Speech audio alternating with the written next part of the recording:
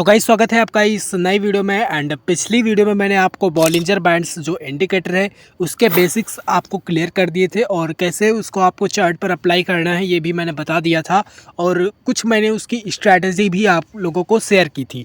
तो इस वीडियो में मैं उसके आगे की जस्ट स्ट्रैटेजी आप लोगों को बताऊँगा कि कैसे आप बॉलिंजर बैंड्स इंडिकेटर को यूज़ करके अपनी जो टेक्निकल एनालिसिस है इसे काफ़ी अच्छे से इम्प्रूव कर पाओगे और आप इस इंडिकेटर की मदद से इंट्राडे में भी ट्रेड कर सकते हो, स्विंग ट्रेड भी आप ले सकते हो।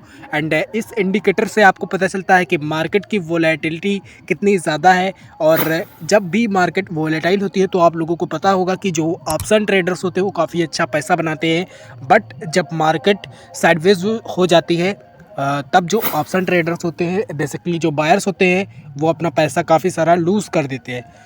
तो हम यहाँ पर आप लोगों को इस वीडियो में उसके जस्ट आगे का इसकी स्ट्रैटेजी आप लोगों को समझाएंगे बॉलिंजर बैंड्स की। तो इसके लिए हम चलेंगे क्रिप्टो वाले चार्ट पर और आप इसे किसी भी चार्ट इंडेक्स या फिर फॉरेक्स चार्ट पर आप इसे यूज़ कर सकते हो। तो हम चलते हैं क्रिप्टो टोटल मार्केट कैप वाले चार्ट में। तो क्रिप्टो में क्यों आप लोगों को ज़्यादा सजेस्ट करता हूँ क्योंकि ये 24 घंटे लाइव होती है, आप लोग इसमें हमेशा एनालिसिस भी अपनी कर सकते हो। और तो हम यहाँ पर अपना जो बॉलिंजर बैंड्स इंडिकेटर है उसे अप्लाई करेंगे।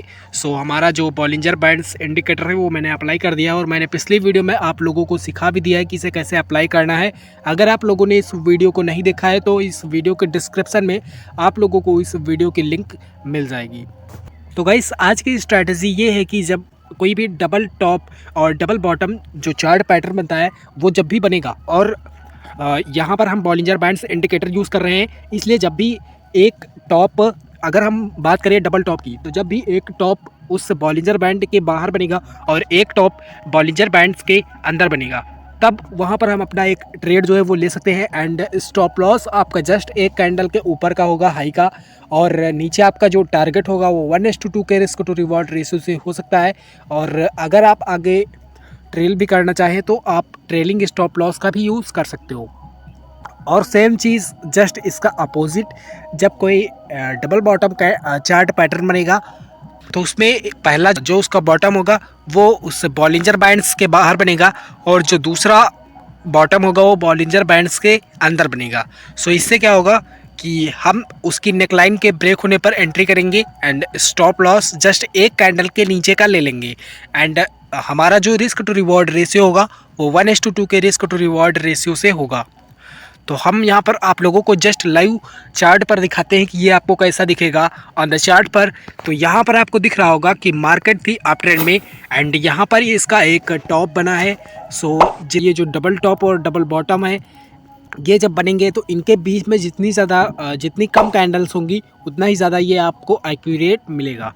सो यहाँ पर आपको दिख रहा होगा कि इसका एक टॉप जो है वो बाहर बना और दूसरा टॉप इस बॉलिंजर बैंड के अंदर बना। तो हम इसे एक बॉलिंजर बैंड्स की स्ट्रैटेजी मानते हैं और आप लोग यहाँ पर एंट्री कर सकते हो। सो इसकी ये जो नेकलाइन है इसके ब्रेक होने पर आपको एंट्री करनी है एंड जब भी कोई कैंडलस्टिक पैटर्न किसी भी चार्ट पैटर्न को ब्रेक करती है तब उस टाइम पर वॉल्यूम ज़्यादा होना चाहिए और जैसे ही वॉल्यूम आपने देखा कि वॉल्यूम अगर एवरेज वॉल्यूम से ज़्यादा है तब आप लोग वहाँ पर एंट्री कर सकते हैं एंड स्टॉप लॉस जस्ट एक कैंडल के हाई का आपका होगा। तो यहाँ पर आपको दिख रहा होगा कि इस रेड वाली कैंडल ने इसका नेकलाइन जो है वो ब्रेक किया और आप इसके हाई का स्टॉप लॉस ले सकते थे एंड टारगेट नीचे आपका जो 1:2 है वो उस रिस्क टू रिवॉर्ड रेशियो से होगा और यहाँ पर आपका जो टारगेट है वो भी हिट हो जाता। तो मेरे भाई कोई भी चार्ट पैटर्न चाहे जो भी हो, जो मैं इसमें आपको इस स्ट्रैटेजी ये बता रहा हूँ इसकी एक्यूरेसी भी लगभग 80% है, 70 से 80% ये आपको एक्यूरेट मिलेगा। बट कोई भी जो चार्ट पैटर्न हो या फिर इंडिकेटर हो वो 100% एक्यूरेट नहीं होता है, इस बात को आपको हमेशा याद रखना है। तो यहाँ पर आपको दिख रहा होगा कि मार्केट थी डाउन ट्रेंड में एंड यहाँ पर एक इसका जो बॉटम है वो बना है बाहर और एक बॉटम इसका इस बॉलिंजर बैंड्स के अंदर बना है। तो ये हो गई इसकी नेकलाइन एंड जैसे ही ये ब्रेक होती है आपको एंट्री करनी होती है एंड ब्रेक जो भी कैंडल इसे ब्रेक करेगी तब आपको वहाँ पर वॉल्यूम देखना है। अगर वॉल्यूम जो है वो एवरेज वॉल्यूम से ज़्यादा है तब आप लोगों को एंट्री करनी है और हो सकता है कि मार्केट आपको रिट्रेसमेंट भी दे। तो जब भी मार्केट रिट्रेसमेंट हमें देती है तो उसी नेकलाइन के आसपास में फिर से यहाँ पर आप देख सकते हैं कि फिर से मार्केट आई और उसके बाद वहाँ पर एक कैंडल स्टिक पैटर्न बनता है एंड उसके हाई के ब्रेक होने पर आपको एंट्री करनी होती है एंड स्टॉप लॉस उसके लो का होगा। तो यहाँ पर अगर आप इसके ब्रेकआउट पर ट्रेड करते तब आपका यहाँ पर stop loss recently swing low का होता एंड अगर आप यहाँ पर रिट्रेसमेंट पर एंट्री करते तब आपका यहाँ पर जो स्टॉप लॉस होता इस हैमर के लो का होता और यहाँ पर आपका जो टारगेट है वो भी हिट हो जाता। अगर आप यहाँ पर देख सकते हैं कि इसके ब्रेकआउट पर अगर आप यहाँ पर एंट्री करते और अगर यहाँ पर वॉल्यूम होता तो आप लोगों का यहाँ पर जो स्टॉप लॉस है वो भी ट्रिगर हो जाता। बट आप लोगों को थोड़ा सा वेट करना है एंड रिट्रेसमेंट जैसे ही मार्केट ने हमें यहाँ पर दिया उस कैंडल स्टिक पैटर्न जो भी उस रिट्रेसमेंट पर बनेगा तो वहाँ पर आप लोगों को उसके कन्फर्मेशन के बाद ही एंट्री करनी है एंड स्टॉप लॉस आपका जस्ट उसके लो का होगा। तो यहाँ पर आपका जो 1:2 रिस्क टू रिवॉर्ड रेशियो है वो भी कंप्लीट हो जाता और आप लोगों का जो टारगेट है वो भी हिट हो जाता। तो यहाँ पर आप लोगों को गाइस दिख रहा होगा कि मार्केट थी अप ट्रेंड में एंड यहाँ पर इसका एक जो टॉप है वो इस बॉलिंजर बैंड के बाहर बना है एंड एक टॉप जो है इस मार्केट का वो बॉलिंजर बैंड्स के अंदर बना है। सो ये हमारी जो स्ट्रेटजी है जो कि मैंने अभी सिखाई तो ये है इसकी नेकलाइन एंड जैसे ही ये नेकलाइन ब्रेक होगी तब आपको यहाँ पर एंट्री करनी है एंड स्टॉप लॉस आपको उस ब्रेक वाली जिस कैंडल ने इसे ब्रेक किया उसके आपका हाई का होगा या फिर आप रिसेंटली स्विंग हाई का भी ले सकते हैं। तो यहाँ पर आप इस ग्रीन वाली कैंडल के हाई का स्टॉप लॉस लेते एंड यहाँ पर आपका जो टारगेट है वो 1:2 के रिस्क टू रिवॉर्ड रेशियो से होता और यहाँ पर आपका जो टारगेट है वो भी हिट हो जाता। आप लोगों को यहाँ पर दिख रहा होगा कि मार्केट डैम में इस नेकलाइन के आसपास तक एक रिट्रेसमेंट भी दिया छोटा सा और आप लोग इस रिट्रेसमेंट पर भी एंट्री कर सकते हो अगर आपने ब्रेकआउट पर एंट्री नहीं की है तब। तो जब भी आप रिट्रेसमेंट पर किसी भी चार्ट पैटर्न के रिट्रेसमेंट पर एंट्री करोगे तो वहाँ पर एक कैंडल स्टिक पैटर्न बनेगा। यहाँ पर आपको दिख रहा होगा कि एक बेयरिश हरामी कैंडल स्टिक पैटर्न बना एंड इसमें हमें कंफर्मेशन की भी ज़रूरत नहीं होती है। तो यहाँ पर आप एंट्री कर सकते हैं एंड स्टॉप लॉस आपका जस्ट इसके हाई का होगा। टारगेट नीचे आपका 1:2 मिनिमम होना चाहिए और यहाँ पर आपका जो टारगेट है वो भी हिट हो जाता। कई सारे लोगों को जो इंडिकेटर्स होते हैं वो काफ़ी ज़्यादा कॉम्प्लिकेटेड लगते हैं बट मैं आप लोगों को यहाँ पर एकदम सिंपल वे में समझा रहा हूँ एंड आई होप कि आप लोगों को भी यहाँ पर बहुत कुछ सीखने को मिल रहा होगा। तो मैं यहाँ पर आपको एक दूसरा जो पैटर्न है उसे यहाँ पर शो करता हूँ।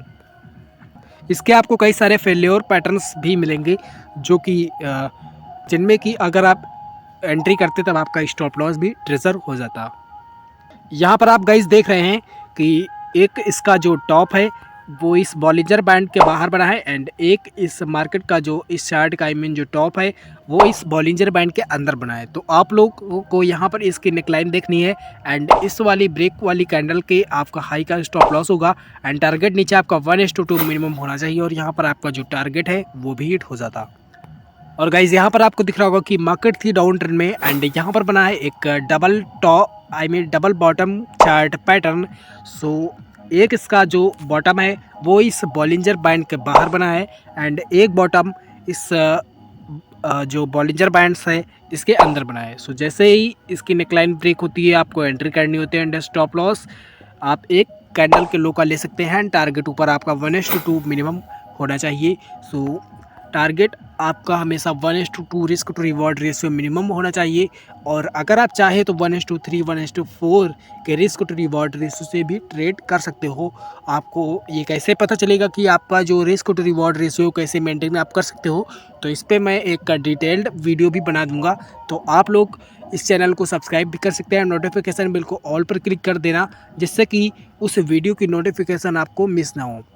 तो यहाँ पर आपका जो टारगेट है वो 1:2 मिनिमम होना चाहिए था और यहाँ पर आपका जो टारगेट है वो भी हिट हो जाता। तो गाइस आई होप कि आपको इस छोटी सी वीडियो में ये जो मैंने अभी स्ट्रैटेजी आप लोगों को शेयर की है बॉलिंजर बैंड्स इंडिकेटर से रिलेटेड ये आप लोगों को काफ़ी अच्छे से समझ में आ गई होगी। तो मिलते हैं हम आपको अगली वीडियो में एंड अगर आप लोगों ने इस प्लेलिस्ट को पूरा नहीं वॉच किया है तो प्लेलिस्ट की लिंक आपको इस वीडियो के डिस्क्रिप्शन में मिल जाएगी और आप लोग वहां पर क्लिक करके उसे वॉच कर सकते हो। तो मिलते हैं हम आपको अगली वीडियो में, तब तक के लिए जय हिंद जय भारत।